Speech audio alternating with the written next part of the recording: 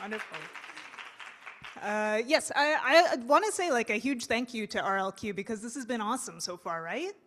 Yeah, exactly. So, un grand merci, merci. This is also the most beautiful place I've ever presented, so I'm just going to ham it up a little bit today. But welcome, everybody. You are at the round table called Spot the Lesbian, tracing lesbians across history, media, and space. As we say in the program, this roundtable will consider how lesbians come into, fade out of, and can be brought back to view across historical accounts, fandoms, digital platforms, and cityscapes. And when we say roundtable, we mean it. We would like to invite your participation in the conversation and discussion around these topics. And so we're going to start with 10-minute opening presentations from each panelist. And then we have some questions that are provoked by our work and the overlaps between them. And we'll yak about those for about 15 minutes.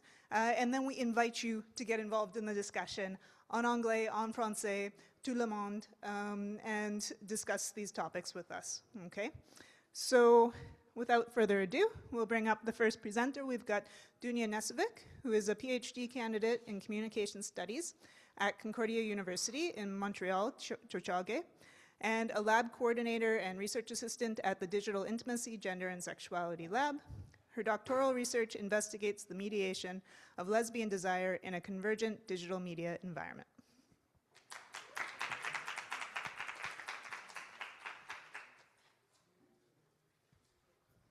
Thank you so much for the introduction, and thanks to everyone for being here and for hosting us.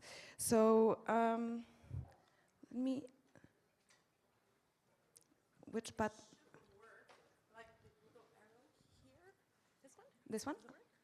Oh yeah, perfect.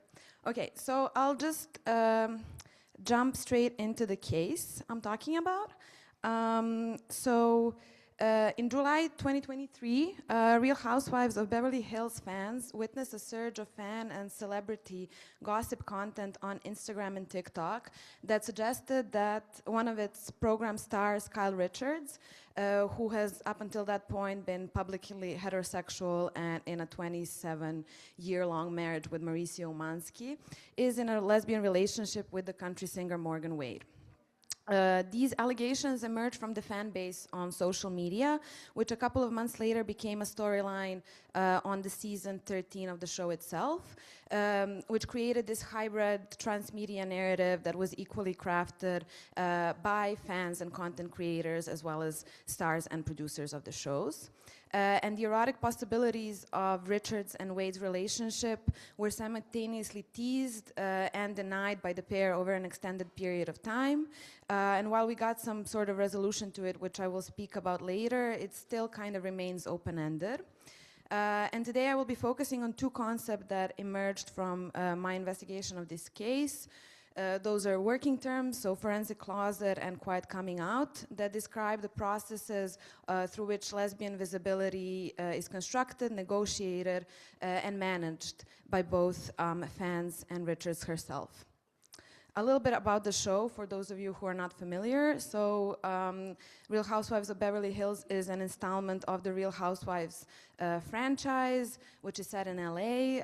It's a docusoap that deals with themes of marriage, family, luxury living, and female social dynamics.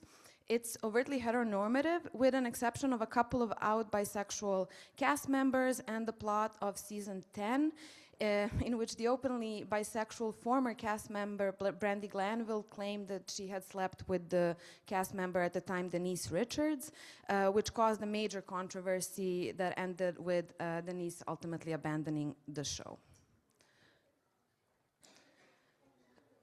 So, forensic closet is a term I'm using to describe the processes through which lesbian visibility emerged through fans and viewers' practices on social media. It draws on Eve Kosofsky-Sedgwick's thesis, which conveyed an understanding of the closet as a paradigm that refers to the intentional obscuring of homosexuality from public view, which is there not only to conceal homosexuality, but also to conceal homosexual elements within heterosexuality in favor of a homophobic agenda. And this makes up a setting in which homosexual desires are not perceived as real unless they're accompanied by a performance of coming out. In this scenario, epistemology of Richard's closet is enacted through what Jason Mittel calls forensic fandom practices that refers to detailed collective inquisitive practices on digital platforms that convert many viewers into amateur narratologists, noting patterns and violations of convention, chronicling chronologies, and highlighting inconsistencies. So the initial narrative emerged from the Instagram Bravo gossip creator Face Reality 16, who created a deep dive, how they call it, in their stories that outlines the timeline of Richard's dwindling marriage. She did get separated later, and evolving relationship with Wade. And then also the physical transformation that included her change of style, getting tattoos and working out. In other words, she started to look more like Morgan Wade and less like a housewife. And these practices continued later into the narrative where fans continued to dissect their statements, show appearances, Wade's lyrics, social media behavior, and gather on-ground intel. Reality television in particular is amenable to these practices because the quest for authenticity represents both a key narrative mechanism as well as a site of viewing pleasure in this genre, what Janet Jones calls the postmodern guessing game. Additionally, reality television fosters the culture of surveillance, which is additionally exacerbated with social media. Then according to Michael Lovelock, reality television imposes the norms of compulsory authenticity, which posit that, in his words, rather than being heterosexual, everyone should be true to their apparently authentic self, whatever sexual or gendered form this may take. And then when these norms are not met, they cause anger and frustration in fans who then can take things into their own hands.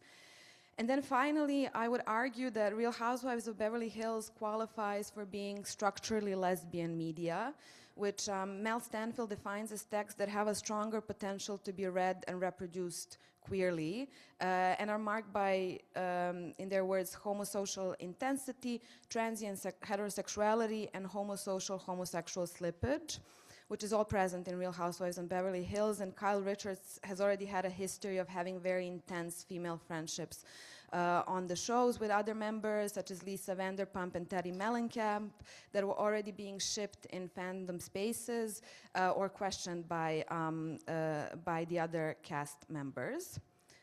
On the other hand, the process on Richard's side was marked by this long-term cultivation of ambiguity, which ultimately diffused and desensationalized her performance of coming out. So in the beginning, that would look like denying the allegations, but then having Wade drop a music video in which Kyle would star as her love interest, which they explained as wanting to poke fun at the rumors. Then during season 13 of the show that aired a couple of months later, we see the pair enact closeness and chemistry and even tattoo one another, which was also juxtaposed to awkward interactions between Kyle and her soon-to-be ex-husband.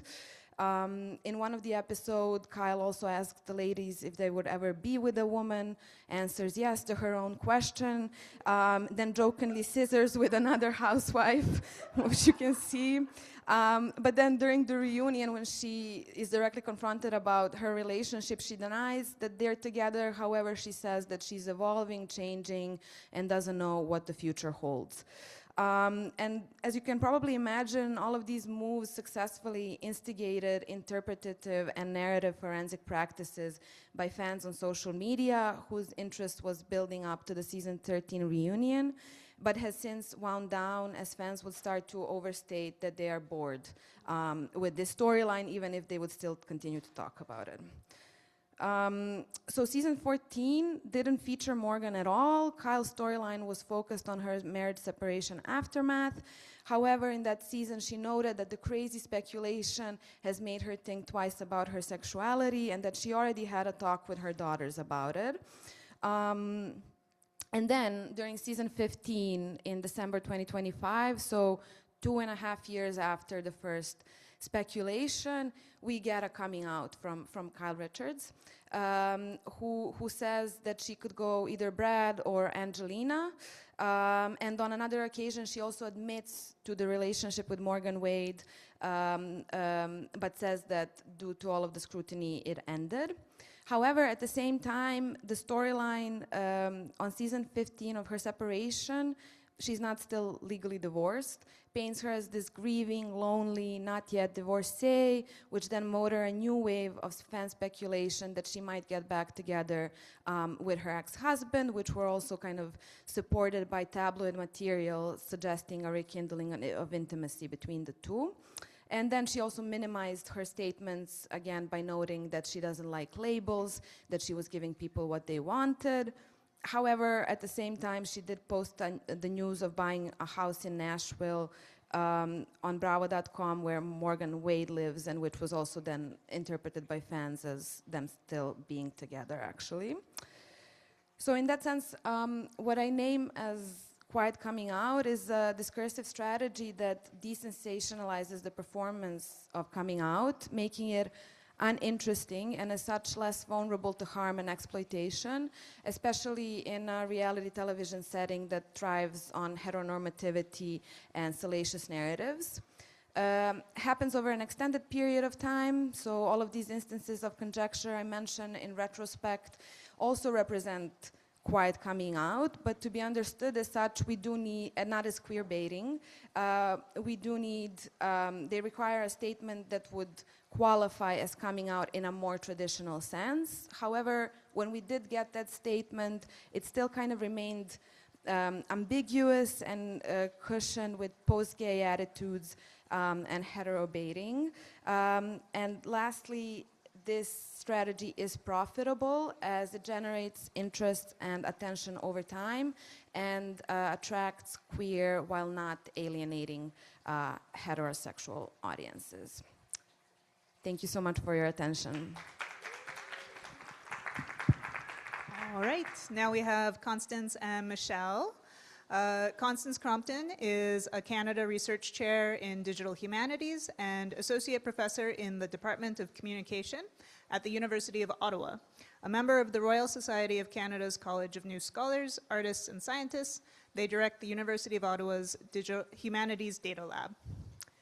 The Humanities Data Lab. Michelle Schwartz is a liaison librarian at the Toronto Metropolitan University Libraries, supporting the journalism, media, design, and music programs. She co-directs Lesbian and Gay Liberation in Canada, a SSHRC-funded digital humanities research project that is building an interactive digital resource for the study of LGBTQ2+ history in Canada. Come on up.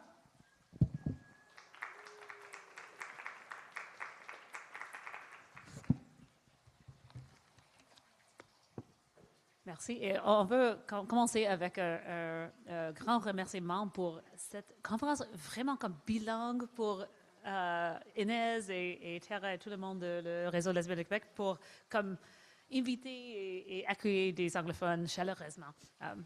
C'est un grand plaisir. Voilà. So our slides are in French, but our presentation will be in English. We co-direct the Lesbian and Gay Liberation in Canada project, which has been running now for 11 years. We do all sorts of things, but the sort of like one of the central things of the project is the building out of a website that is really meant to like trace LGBTQ plus 2IA activism, starting in 1964 with the start of the first homophile association in Vancouver, and originally we went up until 1974, or sorry, 1981 with the start of the AIDS crisis. The project itself is actually built out of two chronologies that were written by Don McLeod, a longtime volunteer at the archives in Toronto and a librarian at the University of Toronto. In building out our sort of web resources, we've extended the project to 1985 in order to capture some important legal decisions around women's lives in Canada, particularly being able to keep one's children after divorce and separation and coming out. And to also expand our coverage, not just of women's activism in the project, which underrepresents women a bit, as well as Francophone activism. We are Anglophones. Dawn is an Anglophone. We've had a largely like Anglophone team, but thanks to actually folks who are here in this room, including Pascal Dangoise and Alice Desfour, we've been able to expand there a little bit. So we will not be offended. If you look at lglc.ca, well, we are talking, it doesn't look great on a phone, but also if you went to Alice's talk yesterday, you'll know that we were doing like a total like renouvellement of the architecture that will make it much more accessible and pleasant on a phone. Our like key hope is that people will feel like they can see that gay liberation happened everywhere. Like it wasn't just like Montreal, Vancouver, Toronto. So my hope is that like you can look up like the small town you are from and it will be there. But also, we do underrepresent Francophones, but we're working on it. So both, I hope your small town is there, mine is, but also that if it isn't there, it will be soon. So we have like drawn on so far 813 periodicals in order to create the 34,000 records on the site, and we're talking about just one of them, long time coming, the first English language lesbian periodical in Quebec. It ran from 1973 to 1976. Really like at a time of intense feminist and lesbian organizing here in Montreal, which I probably don't need to tell anyone else about. I'm not from Montreal, and I'm sure lots of people here are. But you know, the Morgenthaler case was on. Just like around the corner, the first women's center was opened, and there was a lot of like contention of the like, it's the women's center, but should we like have lesbians doing things? Well, okay, but not if they mix with the straight women. That wouldn't be good. It might like they might get fancy ideas. I mean, there's a little bit of like sort of tension there. So the sort of like newsletter and magazine is getting off the ground in that sort of format. And of course, Quebec becomes the first province in Canada that makes it against the rules to fire someone for being gay in 1977. So a lot of the like enquêtes that are in the journal are like in and around so much of the activism that's happening here. Yeah, so a long time coming. Oh, this is me still. But wait, there's more.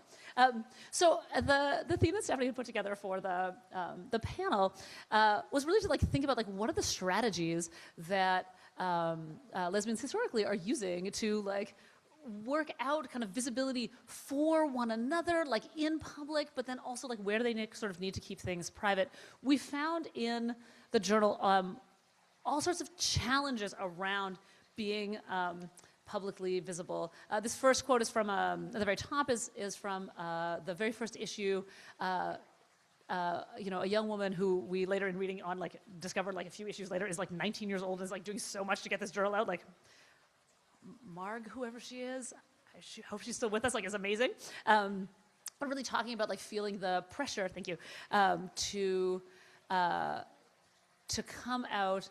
She recounts, like, the tale of accidentally being outed to her parents and, like, how, like, difficult that becomes. We have another account on the left-hand side here of an outing where a young woman had come to, like, volunteer on the gay hotline.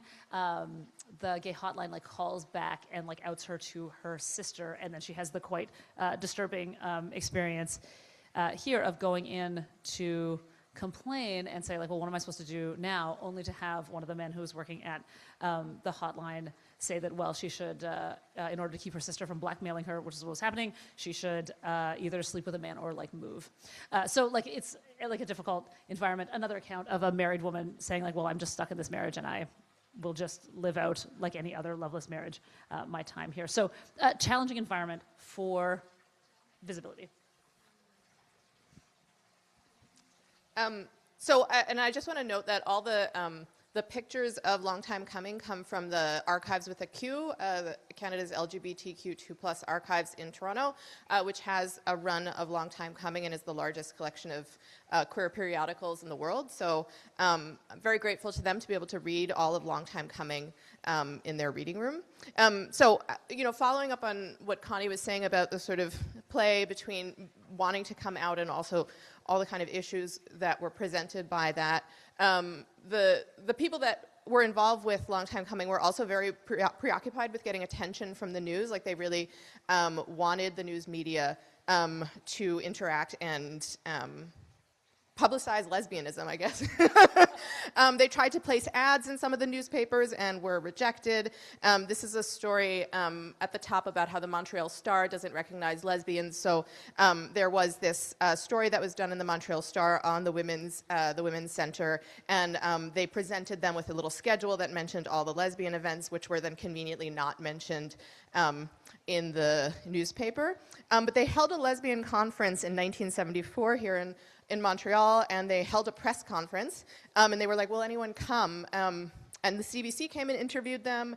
The Gazette sent the women's editor, who's this Betty Shapiro up there. You know, I saw a previous issue of the newspaper was like her complaining about like winter and how it's terrible. So a kind of sense of what Betty Shapiro was up to. But they were so happy that they got this story in the Gazette. They said, we broke the silence of the media. Lesbians finally got some recognition outside of Dear Abby, the advice column. And what was so wonderful about this story was less Betty Shapiro's coverage, but that you got to see pictures of them, because Long Time Coming was printed in the most inexpensive printing method possible. So it was just like line drawings and then typewriter scripts. So it was lovely to be able to see some of the pictures of the women. Oh no, this is me. Another interesting, sorry, Connie, you've confused me with the laptop and the thing.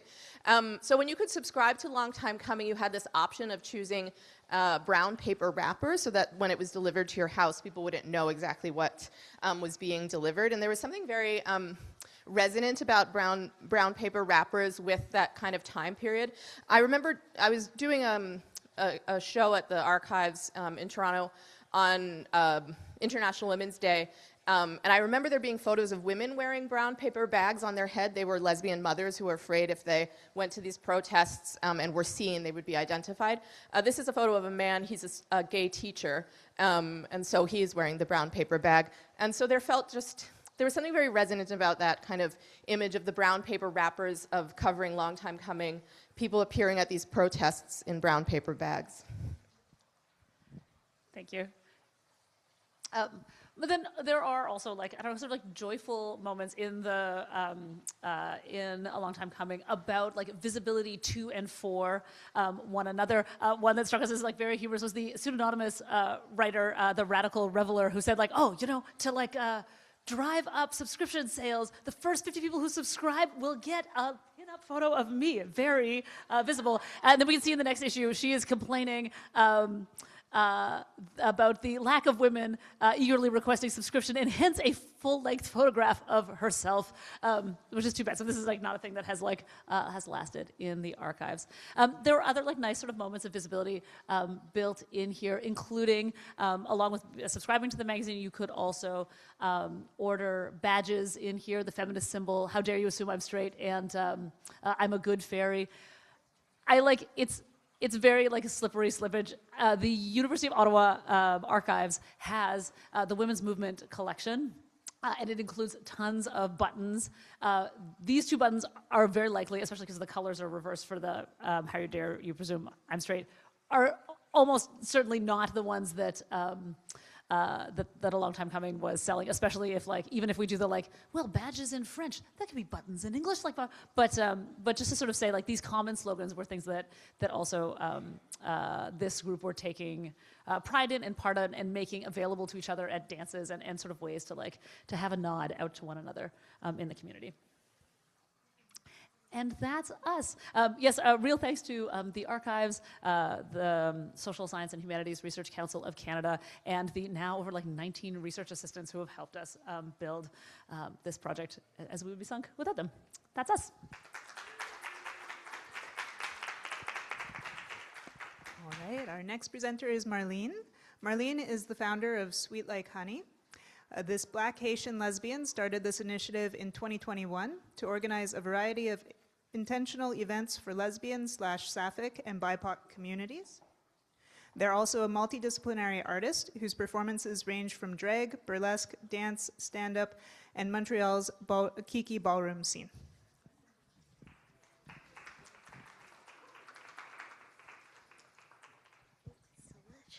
Hello, everyone. I hope you're all doing well.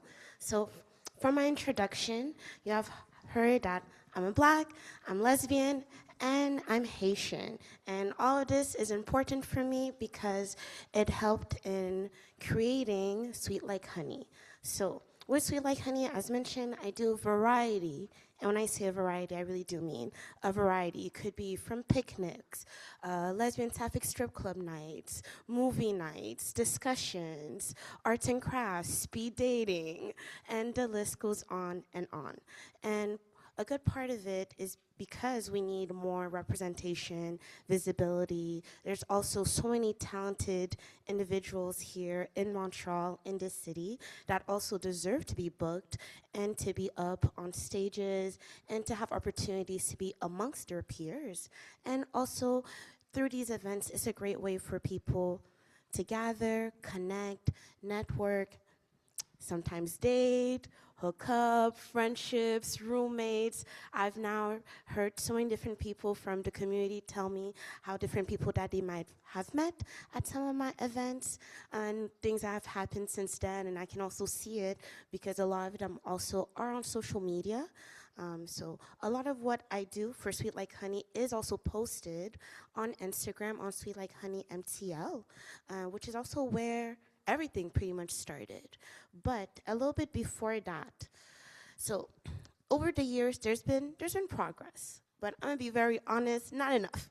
There can always be more progress. So I was not someone who came to terms with my sexuality at a very young age. I came to terms about in my 20s, a little bit right before COVID.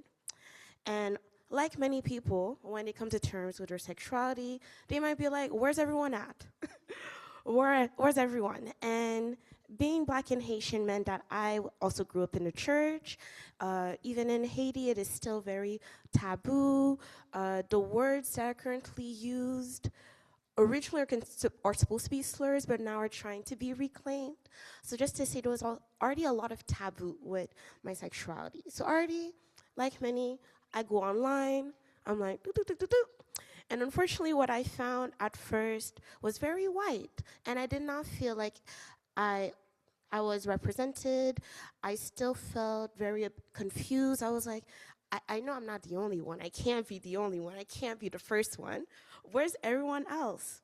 And even looking at my city, I was like, okay, we're very blessed to have a gay village, but even then, it looked very white and a lot of gay men.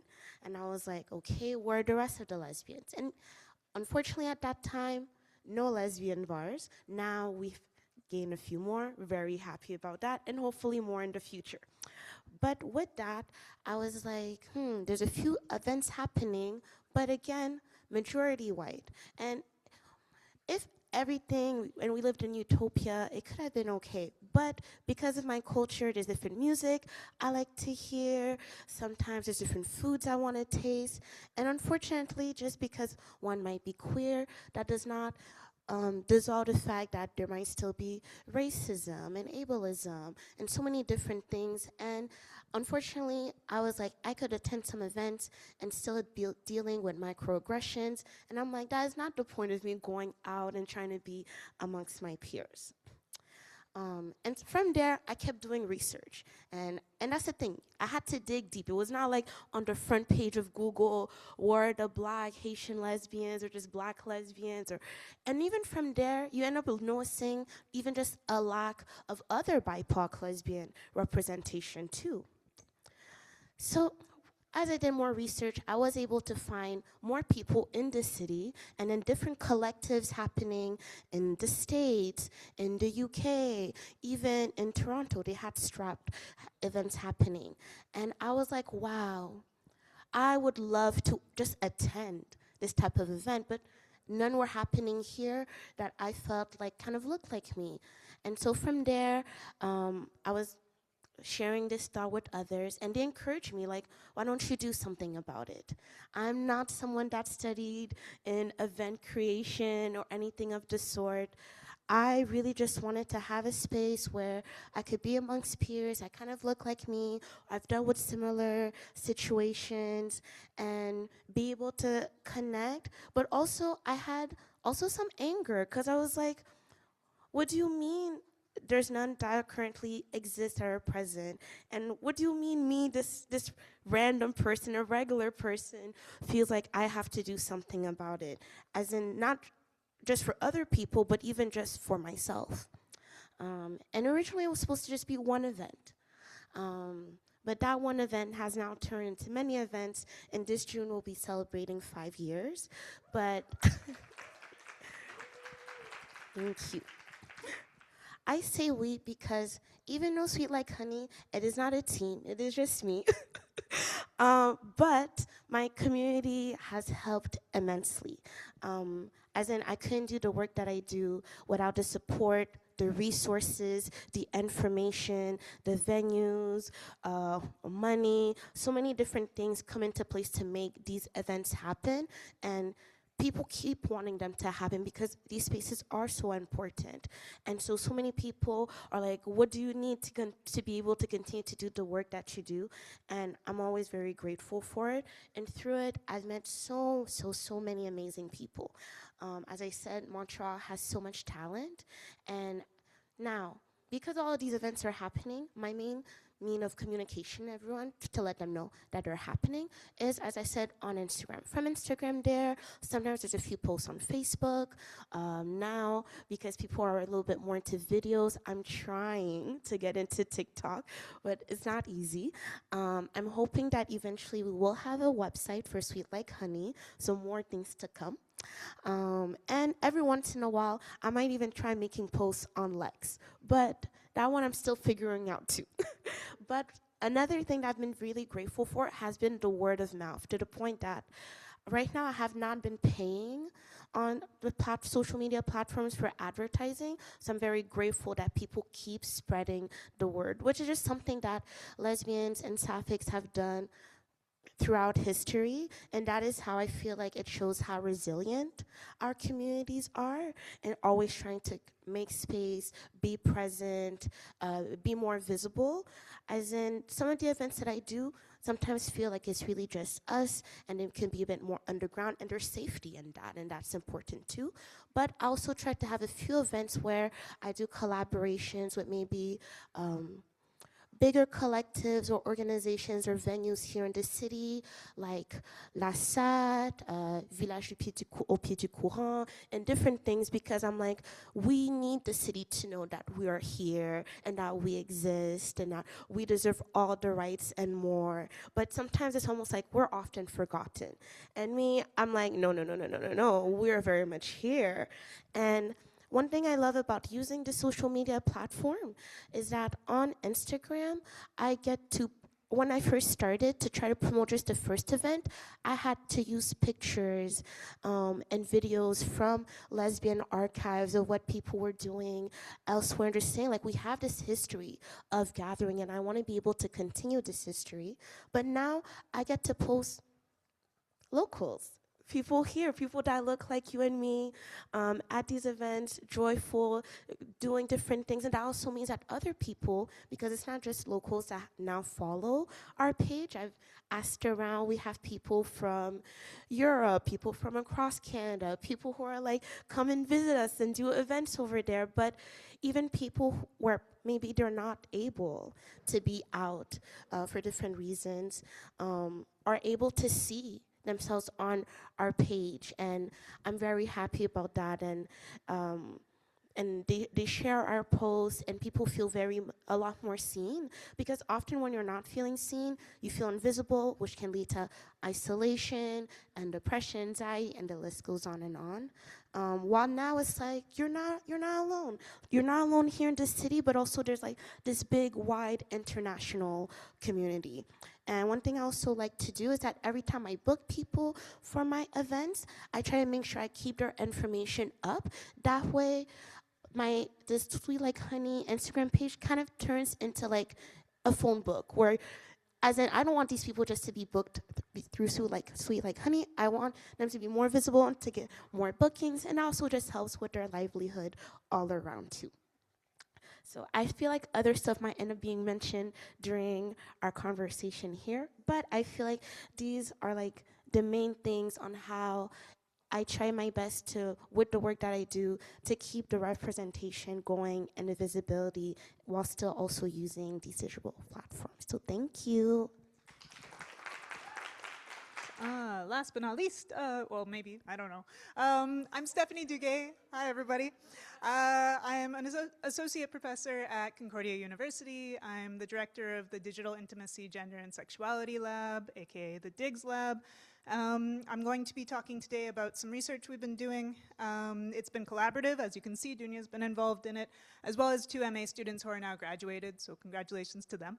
And the outputs that I mentioned on these slides, you can also find them at digslab.net. So, okay, the project is, I'm just kind of going to go back and forth here. It's an exploration of the use of TikTok by older LGBTQ+ users and the potential for intergenerational dialogue. Folks, to be considered older on TikTok, you only need to be about over age 30. So some folks self-identify with the hashtag elderqueer, and so that was a term that we ran with for this project. So the research questions have been, how do elderqueer TikTokers use the platform? How does TikTok shape the activity of elderqueers? And how do other users respond to elderqueer TikTokers' posts? There's been 2 phases, one with qualitative content analysis, so going on and training 2 accounts, starting from blank accounts, to follow and training the For You page to show content of these older queer TikTokers, and phase number 2 with interviews. And we've interviewed 23 elder queers around the ages 30 to 55, 60-ish, with a range of sexual identities and gender identities, and mainly in Canada and the US, but also elsewhere because we didn't put a geographical boundary on our sampling. So I've distilled some of our findings down this week, today, to focus on the lesbo-queer kind of focused findings on theme with the conference. Before we get into it, I just want to speak to why TikTok. So TikTok has generally been seen as a platform taken up by young people, and so a lot of the research that we have is about young people on TikTok. So it warrants looking at what are people who are not necessarily considered young on the platform doing. We know that there's been a lot of research, well, the research that we do have that has been looking across generations has focused on intergenerational wars, so millennials making fun of Gen Z and vice versa. But we also see that TikTok is a platform that can facilitate LGBTQ+ communities and communication. A lot of content that circulates on the platform is queer-coded, but this all happens amid algorithmic bias, different political polarization, and some anti-LGBTQ+ harassment. So it's an interesting and ever-changing landscape to be studying. Okay. All right, so what did we find when we dug into both of these, the findings from both of these phases? Well, visibility on TikTok is really co-constructed, and the algorithm plays a real big part in this. And so we found a lot of instances of algorithmically reinforced visibility. So I don't know if anybody's come across Cowboy Jen, but she is a self-described lesbian butch woman living in the Midwest US. And in one of her TikToks, she says, a question that comes up when I post about intergenerational lesbian mentorship is, how? How do we do that? And then she answers her own question. She says, let them know you're a lesbian. Wear the hat. The hat in question is this that says Le Dollar Bean. It's a play on lesbian with a $sign in it, which is a form of algo-speak that people on TikTok were using when they suspected that their videos with lesbian content were being shadow banned. Also circulating were videos, oh, this one got messed up a little bit, but videos where people were speaking to this phenomenon of more and more straight identifying women moving into lesbian TikTok and being surprised that they were being served up so many videos about sapphic or lesbian themes. And so there was a video that we analyzed that said, pinned at the top was, I'm not sure how I ended up here, but I'm questioning my sexuality. And so a lesbian TikToker was speaking to, you know, we're not surprised. We're not surprised you ended up here on lesbian TikTok and that you're reflecting on this. And as you can see, there was this sort of trend coming out of the pandemic of people questioning because of TikTok. And so with the role of the algorithm, what we're seeing is a sort of what Zuli and Zuli call imitation public, where sapphic and lesbian women are putting out content that reflects their sexual identity. The algorithm is reinforcing that content, and then people are making more of it. And so you get this sort of cycle of lesbian content on TikTok. We also found a sort of temporally fluid visibility. So age was seen as ambiguous or fluid on TikTok, and our interviewees talked about this. So Chris said, someone looks much younger or much older. You're trying to judge people based on visuals, and a lot of the time it's tricky to pin that down. Midnight Mischief said, like, the algorithm seems much more age indifferent than like Instagram. So here again, the algorithm's playing a role in bringing people of different ages into contact with each other. And we've been thinking about this in terms of Elizabeth Freeman's concept of temporal drag. And she conceptualizes this in two ways. So the way that the past drags into the present and the future, in the sense that certain trends and stereotypes and tropes live on. But then also working with Judith Butler's notion of performativity and gender and sexual identity as a performance, this idea of gender and sexuality performed as repetition with a difference. And the difference here is the way that this repetition resonates across different generations. And so you can see, here's Cowboy Jen trying on different flannel outfits, and then also this sort of TikTok about flannel fashion, etc. And so we see these sort of trends across generations on the platform, and this mixing of it. Across both phases of the project, we found that elder queers were sharing about their lives, sharing advice, sharing about their histories. There were lots of videos by late-in-life lesbians who were coming out sort of midlife, but then also videos by lesbians that had been out for a long time educating the baby gays, right? So, and again, sort of using this algo speak, like, what do you do with the grapefruit? How do you eat the grapefruit? You know, there was also, some of our interviewees spoke about the way that finding other elder queers on TikTok was affirming. Kath said that, I always thought there was something broken about me. And this was particularly before she found other people like her who are part of the aromantic TikTok community.